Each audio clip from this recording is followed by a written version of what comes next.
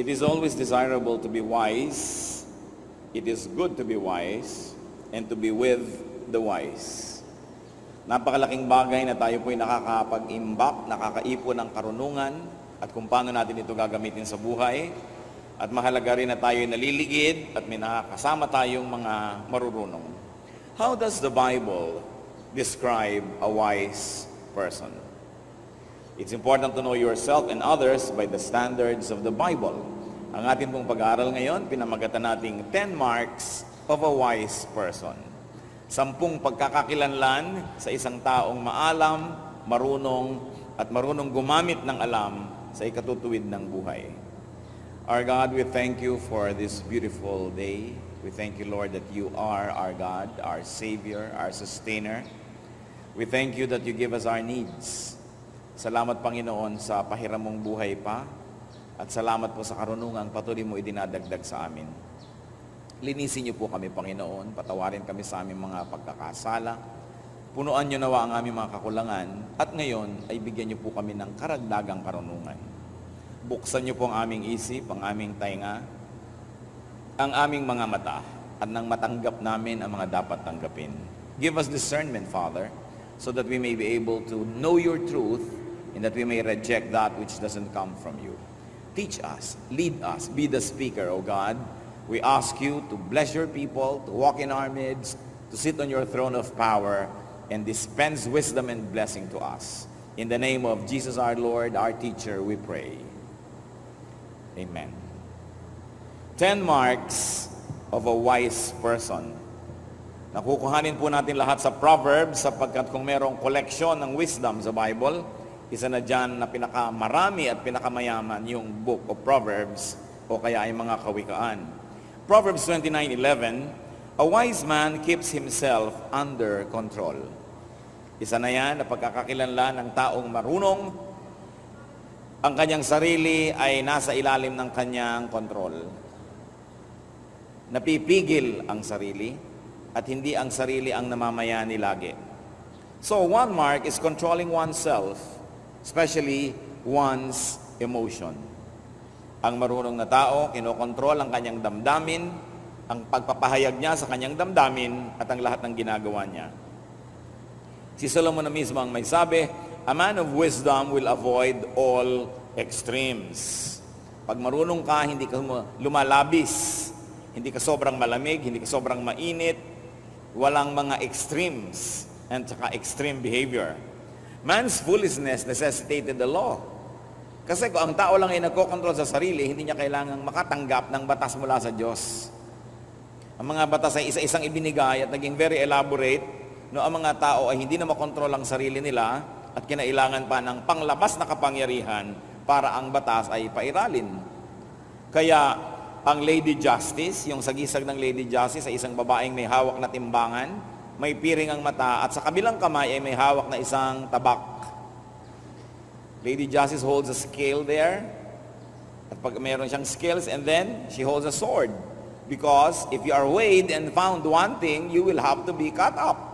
Kailangan kang tagain sapagkat yung takot mo na lang na mataga ka at yung takot mong makulong, yan ang kumokontrol sa tao pag siya'y wala ng kontrol sa sarili. Maging sa mga bahay na maraming policies, sa mga kumpanya na maraming policies, because people don't control themselves. Bakit mayroong boundary clock na kinamumuhian ng empleyado? Kasi hindi naman nila kokontrolin ang sarili nila na pumasok sa oras kung wala nun. Bakit mayroong deduction ka pag absent? Kasi pag walang ganung punishment, dadami ang absence.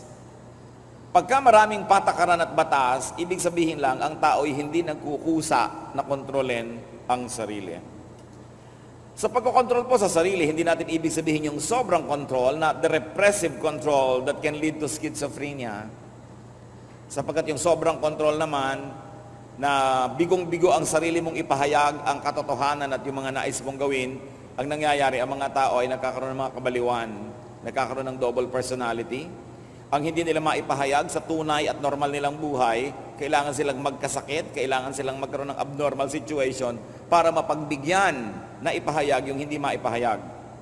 Kaya po sa mga pamilyang sobrang higpit ang mga magulang o ang mga matatanda, sa mga bayan o baryo o lipunan na masyadong maraming bawal, masyadong conservative, masyadong maraming control, diyan maraming nababaliw, diyan maraming sinasabi nilang napoposes, diyan maraming sinasabi nilang nakukulam, at kung ano-ano pa. Hindi po kulam yun at hindi possession. Pag sobrang ang tao'y sinisikil, yung hindi niya maipahayag, ipapahayag ng kanyang katawan sa ibang paraan. Kaya kung minsan nagsasalita na iba ang boses, tumitirik-tirik ang mata, bumubula-bula ang bibig, akala natin agad demonic possession. Most of the time, those are just people who have repressed feelings. Mga hindi ba ipahayag na damdamin. At hindi po ang pagpipigil nun ang pinag-uusapan natin. What do we mean? Control that is enough to keep social order and to keep one's dignity. Pero hindi naman sobrang control na meron ka ng gustong kainin, hindi mo kinakain, meron kang gustong sabihin na hindi naman magkakaroon ng isang napakalaking social disorder pag sinabi mo, o kaya ay social calamity. Hindi po yan ang pinag-uusapan. Pero yung hindi ka na nakakakibo, hindi ka nakakapagbigay ng opinyon, hindi ka na natatanong kahit kailan, sunod ka na lang ng sunod, yan po yung mga nagiging dahilan at nakakapagbigay ng mga uri ng mga psychological illnesses. Kaya sa mga very conservative towns, yun yung marami, ay nakulam si ganon, nahipa ng masamang hangin, etc., etc. Repressed lang yon. Baka mga babaeng gusto magpaligaw, ay paligawan ng magulang at mga kuya, nabaliw tuloy. Mga dabdaming di maibulalas at di maipahayag. Isa po sa magaganda nating gift sa ating kapwa ay hayaan sila mag-express. Sapagkat naiipon yan sa loob, yung pressure cooker man kailangang sumingaw. Sapagkat pag hindi nakakasingaw ay sasabog. Akala ng mga sobrang disiplinaryan, merong social order at may orderliness sa kanilang tahanan, sa kanilang organisasyon ko ang lahat ay hindi na kumikibo. Pero may panahon din na sasabog yon. So, well-timed expression is good, but a man of wisdom will control himself and his emotion so that he doesn't go to the extreme. Isa po yan na pagkakakilanlan ng taong marunong may control sa sarili. Proverbs 12:16, a prudent man overlooks an insult. Another standard by which wisdom might be gauged. Ang tao daw pong mahusay, marunong, mapag-isip, ay maraming pinapalampas, maging mga ituturing na pag-insulto o paglapastangan sa kanya. So, another mark of wisdom is staying calm when offended. Pagka po tayo ay na-offend, kung minsan ang feeling natin tayo na bastos, nalapastangan, papaano tayo sumasagot? How do we react? What are the usual foolish reactions? One is to prove who you are. Kung na-insulto ka, na-offend ka, kaya mo yung tao ng insulto sa iyo, ilalabas mo lahat ang iyong armas at wawasakin mo siya. Lalo't kung mas mataas ang iyong posisyon sa lipunan, o kaya sa kayamanan, o sa kapangyarihan. That's a foolish reaction. Another is to pick a fight. Na-insulto ng konti, mga hamon na ng babag, saksakan, patayan, barilan, ubusan ng lahi. A foolish reaction is to take a bloody and a messy revenge. Remember though that staying calm doesn't mean not correcting the wrong. It doesn't mean allowing yourself to be the offender's punching bag. Yun pong pagiging mahinahon ay hindi ibig sabihin tatanggapin nyo ang lahat ng ibinabato sa inyo nang wala man lang kayong katutul-tutol, at hindi ibig sabihin na tatanggapin nyo lahat ang mga panglalapastangan. Subalit kung itutuwid nyo man yun at gagawa man kayo ng paraan na iyan na itama, ay ginagawa sa isang mahinahon na paraan. Because wise people stay calm, they keep calm, and especially they keep themselves under control while addressing an offense. Hindi ibig sabihin na godly ka, tinanggap mo na rin, di ka naling kumibo. Kasi dapat ang liko ay tinutuwid, ang madilim nililiwanagan, ang marumi nililinis. And one approach of wise people to offense is they say, it's not really me who's the problem, but you. Halimbawa, nabastos ka, alam mo namang wala kang ginawang mali, pwede mong sabihin, hindi naman ako bastusin, talagang bastos lang siya. So siya ang may problema at hindi ko siya papatulan. Ang isa pong sukatan ng kadakilaan ng pagkatao ay yung pagpili ng pinapatulan. Kung lahat ay pinapatulan natin, ibig sabihin ay kasimbaba din tayo nung nais nating patulan. At ang problema sa nakikitabla, if you want to get even, is you have to go down to the level of your opponent. So even transcontinental trains don't stop at every station. Even major airplanes don't land in every airport. So kung tayo po ay may nararating na taas at antas ng karunungan, namimili na tayo ng pinapatulan at dapat pakonti ng pakonti iyon. Proverbs 10:19, he who holds his tongue is wise. Yung marunong magtimpi ng pagsasalita, at sabi ng iba, yung kinakagat ang dila para huwag na lang magsalita pa ito, ay isang uri ng karunungan. So restraining one's lips is a measure and a sign of wisdom. Still, this is under the self-control department, you will notice. Speaking too soon, saying too much can tie you down. Marami pong tao ang nalalagay sa alanganin, nakokompromiso, napapasubo dahil nagsalita agad o kaya maraming sinabi. Remember this, the unspoken word is still your slave.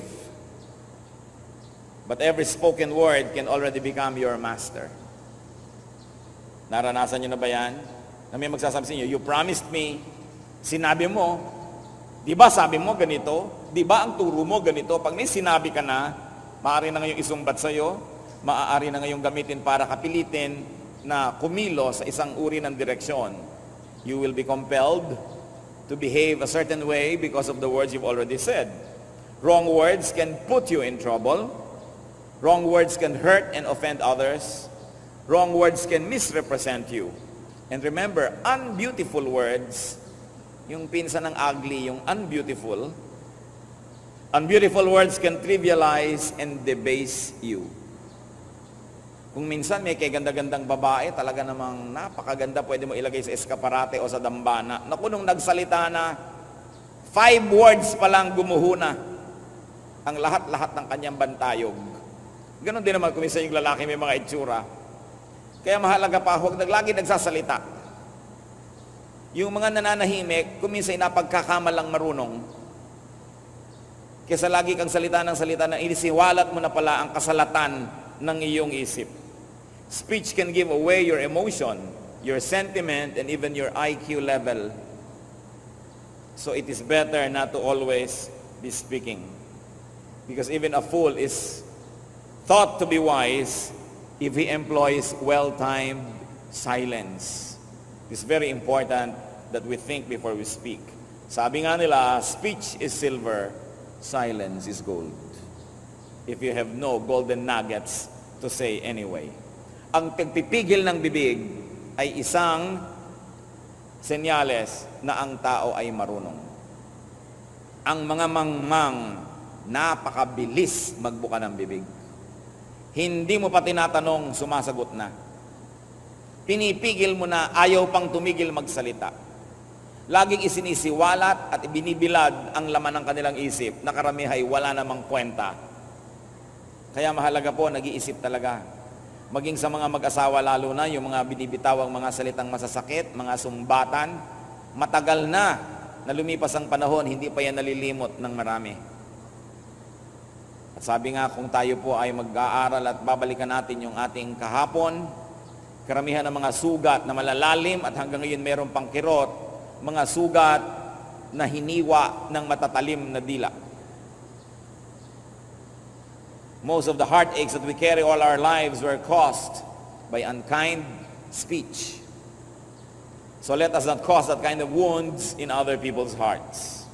Proverbs 12:18, the tongue of the wise brings healing. Another measure, wisdom is known by promoting goodwill through speech. Ang salita po napaka makapangyarihan. Kahanga-hanga, kamangha-mangha. Kung meron po kayo isang nakikitang tao na kasimangot at malayo, hindi nyo kayang makarinig ng tunog ng sasabihin ng kanyang bibig o ng kanyang kausap, na nakasimangot siya at biglang napangiti, may kausap, hindi nyo alam kung anong sinabi, but you know the magic and the power of the words spoken by the other person. Meron naman taong nakangiti, tinitingnan nyo yung muka. Halimbawa, tinitingnan nyo sa binoculars. Tapos biglang nanimangot at nawala sa mood. Alam nyo, may sinabi yung kausap niya na biglang nagpalit ng kanyang buong espiritu. The power of the spoken word. Words can make or break. Words can make you happy or sad. Words can uplift or downgrade people. Words can actually promote peace or prolong and actually escalate a war. So mahalaga yan na tayo po ay good custodians of the gift of speech. And whenever there's a wounded person, make sure that when you speak, your words become balm. They become like honey. They become like herbs, medicine that soothe the wound. Hindi yung may sugat na ang tao, pag nagsalita pa tayo, para ng asin na ikinaskas natin sa kanyang sugat ang ating salita, na dinagdagan pa ng sili at mga durug-durug na blade. And that can happen when people talk. Masama na nga ang loob ng isa, nung kinausap ko, talagang nagpakamatay na. Nagkakagalit na nga yung dalawang tao, nung nakialam ka't sumali, nagbarila na talaga sila. Hindi ito ang tamang paggamit ng pananalita. Words can hurt or soothe, can comfort or disturb, can damage or heal. And wise people employ words to heal persons, to heal relationships, to heal situations. Napakasamang sumpa ang isang taong matabil na walang nagiging bunga ang katabilan, kundi mag-away-away ang mga nasa paligid niya. Isang napakalaking sumpa ang isang tao na pag sumali sa inyong buhay, napapagulo ang buhay nyo, napapaaway kayo, lumalala ang mga hidwaan dahil siya'y mapanggulo. So titiyakin po natin, una, hindi tayo yon, at pangalawa, iniiwasan natin ang ganong mga tao. Pansinin ninyo mga kapatid, may mga tao na pagka dumating sa inyong mundo, kung bagay kayo parang isang tahimik, no? Na tubig, ay pagka siya ay sumali, para kayong kinaukaw, at nahalukay na ang lahat ng putik sa ilalim at gumulo at naging burak ang inyong magandang pond. Sometimes you seem like a pond without blemish on its face. And then a troublesome person and a troublemaker suddenly throws a stone into the middle of your pond, which sends concentric circles to your farthest shores. And sometimes it's not even those concentric circles, kundi nagkagulo-gulo ang buhay nyo. Iwasan nyo ang ganong mga tao. Yung tao na pagka kinausap kayo, mamaya pag alis niya, galit na kayo sa kagalit niya. Inis na kayo sa taong hindi naman kayo kanina inis. Dapat isip yung, teka, nai-influensya niya ako. So we should promote goodwill through speech. Gawin po natin yung misyon. Araw-araw sasabihin natin, Lord, binigyan niyo po ako ng dila, binigyan niyo ako ng speaking mechanism, lahat ng mga alam ko at hindi alam tungkol sa aking pagsasalita, pati yung lungs, pati yung hangin, kasali dyan, sa paggawa ng mga salita. Isinusuko ko po ang aking bibig at ang buong capacity to speak before your holy presence. Use it as an instrument of peace and not of war. Use it to heal people. Ito po ay isa sa mga pinakamakapangyarihan na sandata na hawak ng tao, ang kanyang dila. At mahalaga araw-araw isinusuko natin sa Diyos at yung kalooban niya ang nasusunod. Sino po ba ang makapangyarihang tao? Abay, halos lahat ng tao, lalo yung nakakapagsalita, ay makapangyarihan. At kahit hindi yung nakakapagsalita physically, yung nakakapagsulat, yung nakakapagsenyas, nakakapag-communicate pa rin, kapangyarihan pa rin yun. Pero yung instant power, alam na alam yan ng merong power of speech. So, that power must never be surrendered to the devil, but instead to the power of the Lord. Let's review our speech, the way we talk, and the causes and the roots, the results of our speaking. Proverbs 14, verse 16. A wise man fears the Lord and shuns evil. So another mark of wisdom is fearing God and therefore avoiding evil. Dinagdag ko lang yung therefore. Fearing God and avoiding evil. Meaning, fearing God, therefore, you fear God pala, then you must avoid evil. So fear the Lord, and therefore, you don't have to fear Satan. Because if God is with us, who can be against us?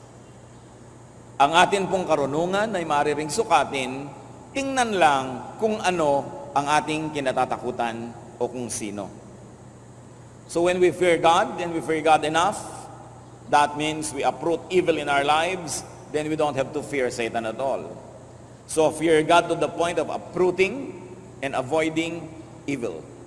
May mga nagsasabi, natatakot ako sa Diyos, meron akong banal na takot sa Diyos, pero hindi naman afraid enough to uproot evil in their lives. Dapat sapat yung takot natin sa Diyos na kumilos tayo upang bunutin, wasakin at wakasan ang mga maruruming bagay sa ating buhay. Proverbs 13:1. A wise son heeds his father's instruction. Of course, masyadong makalalaki ang kultura ng Israel. Kasama din dapat dito yung a wise son heed his mother's instruction, or a wise daughter heeds his father's or mother's instruction. Lagi lang kasi sa Bible, example, mga lalaki, dahil sobrang nakakiling sa kultura ng lalaki ang kultura ng Israel. Pero yan ay symbolic of all humanity, and that should be the reading. So another and very important sign of wisdom is accepting parental guidance. Knowing that your parents, very generally speaking, are good to you. That parents are more experienced and well-intentioned.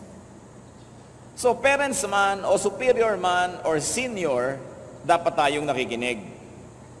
Pag tayo po'y sumusunod sa nakakataas sa atin at mali pala ang nangyari, hindi tayo masisisi dahil sumunod naman tayo.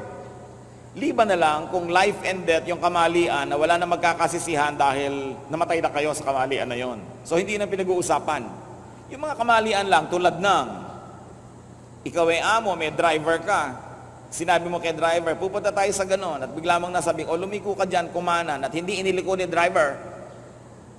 Ba't mo hindi iniliko? Kasi po may ibang mas maganda akong alam na daan. Pag nagkamali ka ngayon ang mapupuntahan mo at isang pagkakamali, lagot ka. Kasi hindi mo siya sinunod. Pero kung sinabi niyang lumiko ka dyan at lumiko ka nga at mali pala, sasabihin lang niya, ay mali pala, o balik. Hindi ka mapapagalitan. Sinasabi ko, liban na lang sa mga life and death situation, na bangin pala yung pinapapuntahan sa'yo, siyempre hindi ka dapat sumunod. Pero yung sa maraming mga bagay na hindi naman napapanganib ang iyong kaligtasan o buhay, obey your superior. Because if your superior is wrong, he will not use his power against you. But if you are wrong and you disobey, you can expect the powers of heaven coming crashing down upon you. So dapat kahit mas marunong ka sa tingin mo doon sa nakakataas sa'yo, marunong kang sumunod. Dahil siya ang may kapangyarihan over you. And very especially children, parents, maliban na lang that they are abnormal, at siguro 0.001% lang yon, parents love you. Parents are only after your welfare. So whether you understand them or not, obey. Unless it is obvious that your obedience will lead to your personal disaster and that there's no doubt that it would lead to that, then you may not. Because then you will submit yourself to higher authority who is God. Meron pong laging nagsasabi, di ba dapat tayo sumusunod sa authority? Di ba we are to obey authority, sabi ng Bible? Ang tanong ko, kung ang inyong head of state ay si Hitler, will you obey? Bakit ang mga komadrona sa Ehipto, ang may authority, yung Pharaoh, sabi ng Pharaoh, pag may mga nanganak kayong kababayan ng mga Hudyo, patayin nyo ang mga lalaking bata. Dahil natatakot ang Pharaoh, dumadami na yung mga lalaking Hebrews. So, hindi sila sinunod ng komadrona? Hindi sumunod sa authority ang komadrona? Dahil mali ang authority, anong ginawa ng Diyos? Pinagpala ang mga komadronang ito. Na siguro mga old maid, dahil ang sabi sa Bible, binigyan ng kani-kanyang asawa at pamilya ng Diyos. Si Rahab, meron siyang sariling bayan, meron siyang sariling hari. At nung pinasok ng mga anak ng Diyos ang kanilang bayan, ang mga espiya, itinago ni Rahab. Mga kalaban ng kanyang bayan, kalaban ng kanyang hari. Pero anong nangyari kay Rahab? Pinagpala siya sa ng Diyos. Sinasabi ko sa inyo, hindi lang kayo kukuha ng isang verse at sasabihin nyo, obey authority, na kahit na isang halimaw ang authority, obey ka pa ng obey. Kahit na peke ang authority, obey ka ng obey. Kailangan tinitingnan mo yung higher truth, yung higher calling of God's reason, because the Bible is full of examples wherein disobedience to authority actually led to blessings. When the authority has no moral mandate, when the authority is not supposed to be there, o nagpapagawa ng mali, you must withdraw your obedience because your obedience must be given to the higher authority, and that is the essence of God's teachings. Pinipili ang authority sinusundan. Huwag nating baluktutin at maliin ang scripture, at huwag nating pilipitin ang application para lang sa mga personal na interes ng mga makapangyarihan. Siyempre, ang mga makapangyarihan, laging sinasabi, obey authority, kasi pang blackmail nila yan sa mga taong naniniwala sa Biblia. But don't get only one verse, read the whole Bible. And you will find that true authority comes from God, that true authority is truthful, that true authority is legitimate. Because if those standards are not met, then authority is not genuine and you may not obey. Mahalaga yun na nakikita natin because authority has been misused by so many parties, so many people in the whole history of mankind.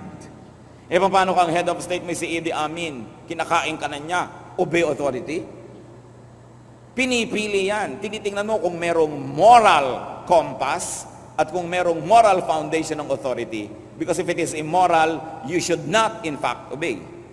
Because our authority, who is the real one, is God Himself. And anybody that does not represent the economy of God, the honesty, the truthfulness, and the integrity of God must not be obeyed. So huwag nating payagan na ang relihiyon ay ginagamit na isang political tool para kontrolin ang isang bayan, ang isang lipunan, ang isang uri ng tao, isang lahi. At nagtatago ang mga taong yan sa likod ng Diyos, sa likod ng Biblia, para bigyan ng deodorant ang isang stinking regime or monarch, king or queen. Kaya nag-iisip-isip ang mga anak ng Diyos. Hindi basta-basta kumukuha na isang verse tapos alipin ka na ng verse na yon, against all reason sumusunod ka. But, going back to the authority of parents, as I said, unless they're abnormal or they have mental illness, parents love their children, and it is always in the best interest of their children that they make policies or even rules. So children, unless there is a naked, very naked error in what your parents tell you, obey. It is the wise thing to do. Proverbs 12:15, a wise man listens to advice. Kamag-anak na naman ang pinag-usapan natin kanina. So another measure of wisdom is accepting counsel. Meaning this time not only from our parents, but from any wise person. Binigyan tayo ng dalawang tainga at isang bibig, so we will listen twice as much as we talk. Ang problema sa mga tao, sometimes we talk twice as much as we listen, or we never listen at all.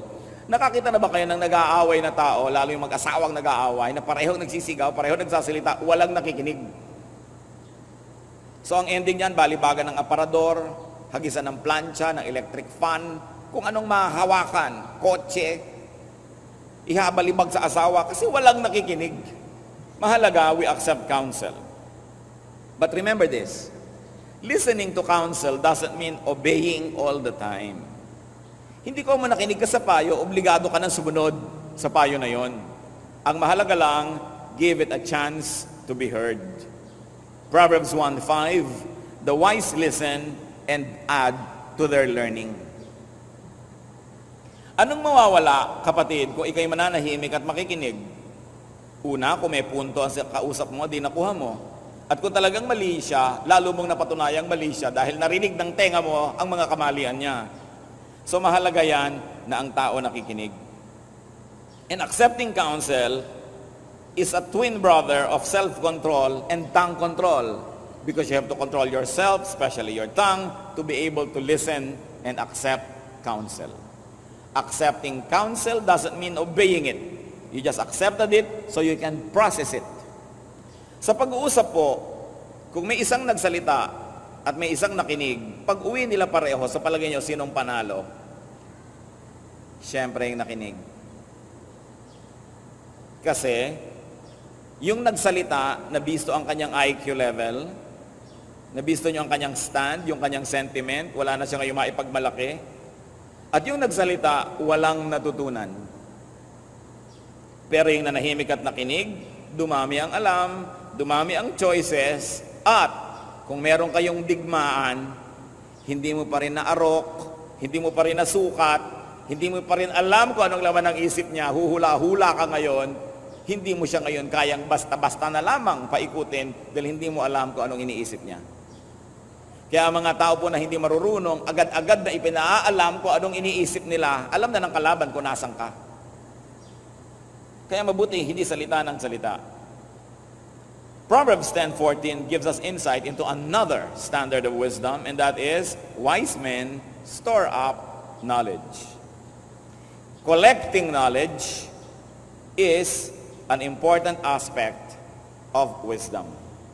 Wise people collect knowledge. Naalala ko po tuloy ang mga kababaihan sa Malolos. Noong 1888, maraming mga kababaihan sa Malolos, mga Bulakenya, ang minabuti nilang mag-aral ng wikang Kastila. Bakit? Sapagkat sila yung mga mag-aasawa o yung iba yung mag-asawa na, at sila yung magkakaroon ng mga anak. At sabi nila, ayaw nilang maging mangmang ang kanilang mga anak. Kaya sila ay nagpetisyon. Hindi sila pinayagan ng kura paroko ng Malolos na mag-aral, magbukas ng akademya at mag-aral ng wikang Kastila. Bakit nila gusto mag-aral ng wikang Kastila? Sapagkat halos ang lahat ng libro na pumapasok sa Pilipinas ay nasa wikang Kastila. May mga libro sa wikang Tagalog, sa wikang Cebuano, Bicolano, pero puro libro ng dasal. Puro libro ng mga buhay ng mga poon, ng mga santo at santa, na walang itinuro sa mga tao, kundi sugatan ang sarili, magpakasakit, magtiis, at hintayin ang kabilang buhay para sa iyong mga gantimpala. Siyempre, gustong-gusto yun ang relihiyon, para ang tao ay tiis na lang ng tiis, dusa ng dusa, donate ng donate, at iniintay premyo sa kabilang buhay. It is a way to control people.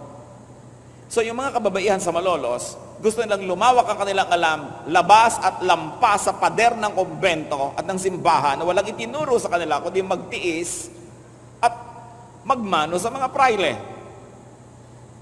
So gusto nilang mag-aral ng wikang Kastila. Siyempre, ipinagkait, hindi sila pinayagan. Ang Gobernador General, si Valeriano Weyler, ay dumalaw sa Malolos. Sinamantala ito ng mga kababaihan, sumulat sila sa Gobernador General, at sila ay nagkaroon ng audience with him, at sila po'y pinayagan. Nagbukas ang eskwelahan noong February 20, 1889. At itong school na ito ay naging simbolo ng pagkauhaw ng mga Pilipina sa karunungan. Nabalitaan ito ni Jose Rizal na noong panahon na yon ay nasa Europa. At sumulat siya sa mga kababaihan na ito. Sabi niya, ang kamangmangay kaalipinan, sapagkat kung ano ang isip ay gayon din ang tao. Ang taong walang sariling isip ay taong walang pagkatao. Ang bulag na tagasunod sa isip ng iba ay parang hayop na susunod-sunod sa tali. Kaya sabi niya, kinikilala ko kayo at pinagpupugayan ko ang inyong pagkauhaw sa karunungan. Sabi niya, marapat lang na ang kababaihan ng ating bansa ay maging marurunong, sapagkat ang ating susunod na saling lahi ay lumalaki sa kandungan ng mga ina. At ang mga inang mangmang ay walang palalakihin, kundi mga alipin lamang. Ang mga mangmang na mga magulang, walang ituturo kundi kamangmangan din. Sabi, wala kayong gagawin kundi ang next generation, magiging mga alipin lamang. Kaya mabuti ang naghahangad ng karunungan. And nobody is too old to learn new things. Akala natin pagka nag-drop out ka na sa school, pwede ka nang huwag mag-aral. O kaya pag nag-graduate ka na ng bachelor's degree, pwede ka na hindi pa mag-aral at tapos ka na. No, we keep learning. Lalo ngayon, palit ng palit ang technology, mapag-iiwanan ka sobra ng panahon pagka hindi ka marunong. Kaya kailangan, kung ayaw mong maging alipin, maging marunong ka. At mga magulang, turuan nyo ang inyong mga anak na pahalagahan ng karunungan. Turuan silang mga tuwiran, kahit sa inyo sila nangangatwiran, basta magalang ang pangangatwiran. Kesa huwag kang sasagot, tapos tungtuwa ka, ang anak ko hindi sumasagot. Tapos namatay ka na, ano yung anak mo ngayon, kahit na lang rapist, rape na siya, opo pa rin. O kaya parang awa nyo na po. Polite pa rin sa rapist. Dahil hindi mo malang tinuro ang tumutol. Yan ang kulang na kulang sa ating maraming kababayan. Sobra tayong sinanay ng relihiyon at ng mga matatanda na maging sunod-sunuran lamang para tayo mga hayop na hinihila lang sa tali at sumusunod naman. Kaya ang tunay na kalayaan ng Espiritu ay kalayaan din magpahayag sa sarili. Subalit ano ang mga kasangkapan para ipahayag yan? Karunungan.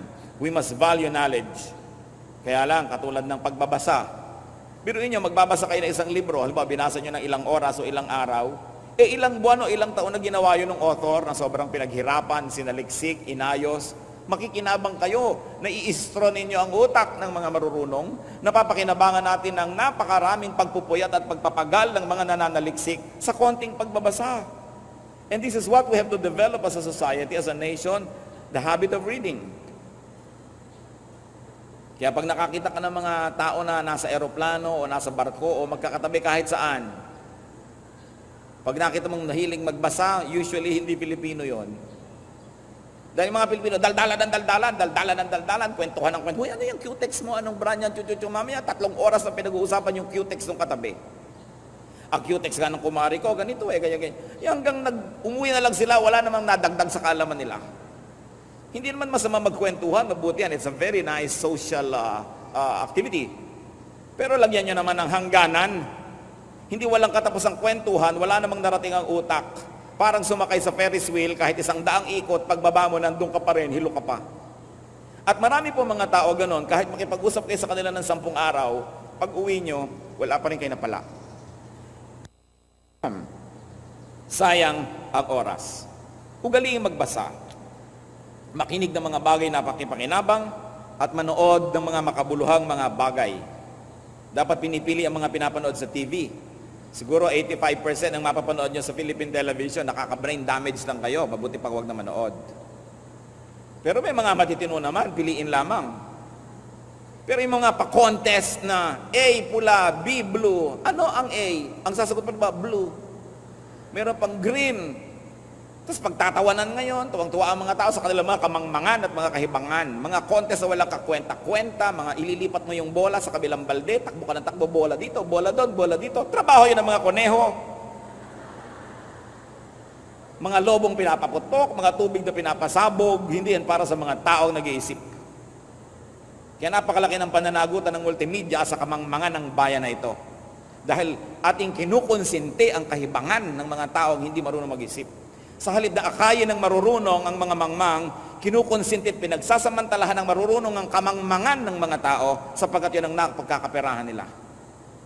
At siyempre ang relihiyon, tuwang-tuwa rin ang mga tao yung mangmang sapagkat sa kamangmangan nila nagiging mahusay at mga importante ang mga theologians.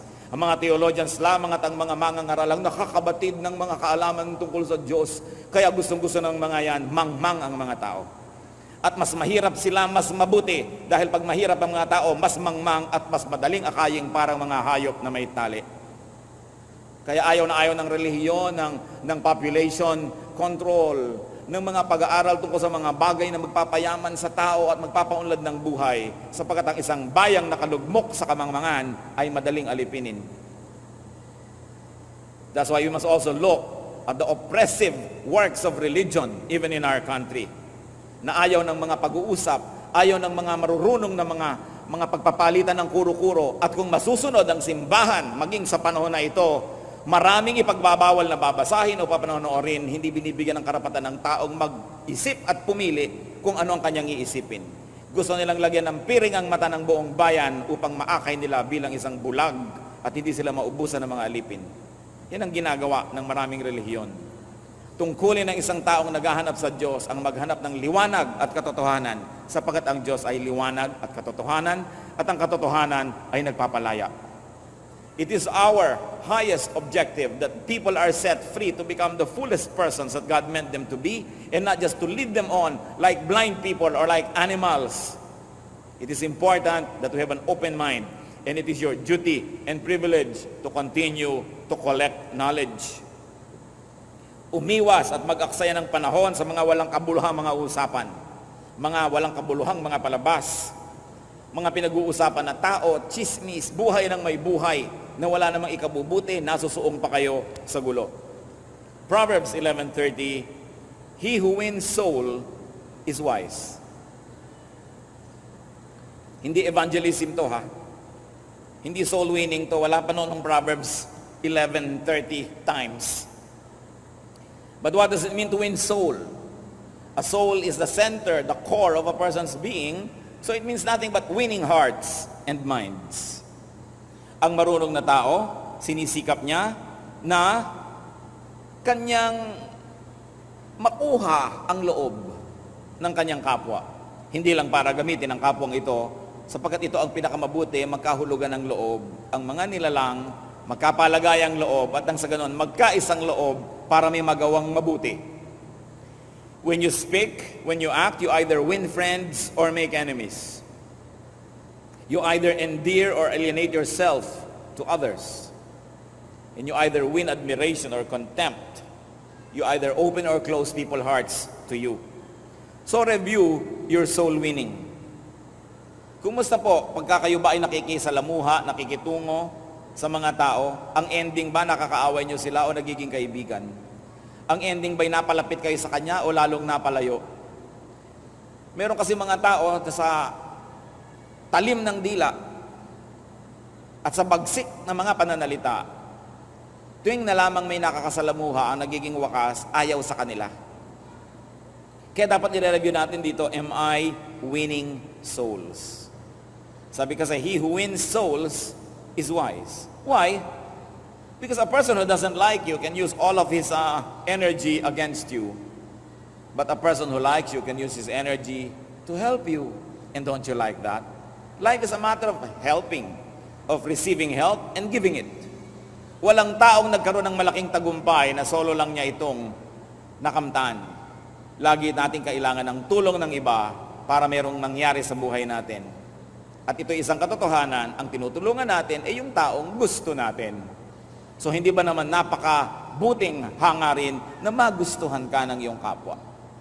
Hindi yung nainis sa'yo, pinagmamalaki mo pa that you are brutally frank, na tuwing darating ka nalang ino-oppress mo ang lahat ng tao dahil sobra kang coercive, sobra kang oppressive, o kaya kinokontrol mo ang lahat, lagi ka nalang amo, kaya tamad-tamad mo, lagi ka nalang boss, walang makakagusto sa'yo, iiwasan ka.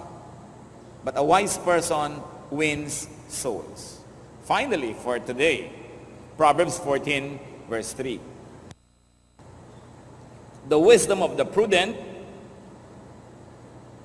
is to give thought to their ways. So, looking ahead to see what is coming is a mark of wisdom. Looking ahead to see the inevitable result of your words or deeds. Therefore, considering, reviewing, and examining your ways and style of doing things. Ang taong marunong, tumitigil, binibitawan ang ginagawa, nagmumuni-muni, at nag-iisip-isip kung ang paraan ng kanyang pamumuhay ay mabisa, mabuti, at mabunga. Kung nakita na natin ang paraan natin ng pagsasalita o paraan ng pakikitungo, paraan ng pagtatrabaho, paraan ng pamumuhay ay walang mabuting idinudulot, dapat huwag tayong mag-atubili na palitan ang ating mga pamamaraan. A wise person reflects and give thought to his ways. Iniisip niya, tama ba ako? Maganda ba ang pamamaraan ko? Epektibo ba ito?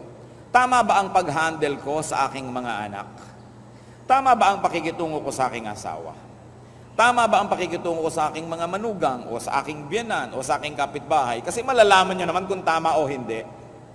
Pag hindi tama ang paraan natin, para kayong nagsuot ng sapatos na naglalakad, ramdam na ramdam nyo kung may bato sa loob. At ganun ang buhay na hindi tama ang pamamaraan. Laging may sagabal, laging meron na lamang na sakit at dusa, laging may away, mga hinanakit at problema, laging may tensyon at pakikidigma. So hindi yun ang tamang paraan ng pamumuhay. So kailangan palitan. Para tayong nagmamaneho, nakaliko ka sa mali, at nag-isip-isip kang mali. Therefore, aatras ka, babalik ka doon sa pinagkamalian mo ng pagliko at simula ka uling itama ang iyong buhay. Minsan po, Ako'y may gagawing mission sa Northern Luzon, patungo akong Baguio, at may nagmamaneho naman para sa akin, so okay natulog sa daan, gabi ang biyahe. Parang nakahalata ako kahit kalahati ng isip ko itulog. Parang hindi man lang ako nasisilaw. Ang tagal-tagal nang wala man lang na tumatamang liwanag ng kasalubong sa aking mga mata. So dumilat ako, at pagdilat ko ganyan, como nakahiga ako, ang nakita ko sa bintana ay napakalalapit na mga dahon na halos pumasok na lang sa sasakyan namin kung hindi nakasara ang bintana. Pagkakipot-kipot na daan at walang kasalubong. At si Mr. Driver, drive ng drive patungong Baguio. Sabi ko, teka, nasaan na tayo? Bakit tayo nandito? Patungo tayong Baguio. Wala man lang tayo nakakasalubong, patungo tayong Baguio. Ang kipot-kipot ng daan na ito, patungo na tayo sa tubuhan. Hindi man lang nakakahalata si driver na wala na siya kasalubong, walang nag-overtake, wala na mga tao, pakipot ang daan, patungo pa rin siya sa Baguio. Alam niyo po, nakakatawa man, maraming tao ganun ang buhay. Hindi na nakahalata na mali ang style nila. Hindi na nakahalata na wala na silang kaibigang nagtagal. Hindi na nakahalata na wala nang natuwa sa kanila. Na wala na silang trabahong pinagtagalan. Na wala na silang ginawang nagtagumpay. Hindi na nakahalata na dapat silang tumigil, mag-isip-isip at umatras because somewhere along the way, they made a wrong turn. It is important to give thought to your ways. We must be result-oriented. And if it's not bringing us good results, then change ways. So be wise. It is important to be wise. Proverbs 8:33, listen to instruction and be wise. And be with the wise. Proverbs 13:20, he who walks with the wise grows wise. Proverbs 8:33 po yung listen to instruction and be wise. So dapat tayo nakikinig at makibarkada tayo sa marurunong. Kung papatulan naman nila tayong kabarkadahin, dapat naman kasi meron din tayong iniaalok na karunungan sa kanila para tayo patulan. And bless the wise. Pag nakakita kayo ng wise person, i-bless nyo. Turuan nyo, tulungan, sapagkat yan ay regalo ng mundo ng Diyos sa sangkatauhan. Wise people are God's gift to humanity. Proverbs 8:34-35, ang nagsasalita ay wisdom. Blessed is the man who listens to me, watching daily at my doors, waiting at my doorway. For whoever finds me finds life and receives favor from the Lord. Salamat, Ama, sapagkat maaari kaming tumanggap ng pabor mula sa inyo. Pabor ng karunungan. Nawa, Panginoon, ay nakinig kami sa inyo at kinausap niyo naman kami. Ipakita niyo nga kung marunong nga po kami o hindi. At sa mga marurunong na, salamat. Salamat po. Nawa, matuto pa kaming dagdagan ang aming karunungan. May we stretch our tent curtains wide. May we increase the capacity by which we can hold wisdom. Turuan mo kami, Lord, to continue to be teachable, to study our ways, and to listen to you. Nawa sa mga kapatid na may mga kamalian sa buhay na nagkakaapekto na sa kanilang buhay at sa buhay ng iba, ipakita mo ng buong linaw kung ano ang yung minamarapat na pagbabago ng aming pamamaraan. At nang sa ganun, Panginoon, ang magandang buhay na inilalaan at ninanais mo para sa amin ay aming makamtan. Magbulay-bulay tayo mga kapatid sa ilang saglit ng katahimikan at hayaan na ang Espiritu ng Diyos ang tumapo sa usapang ito. Makinig tayo sa kanyang mga payo, lalong-lalo sa mga praktikal na bagay na kailangan nating gawin sa ating buhay.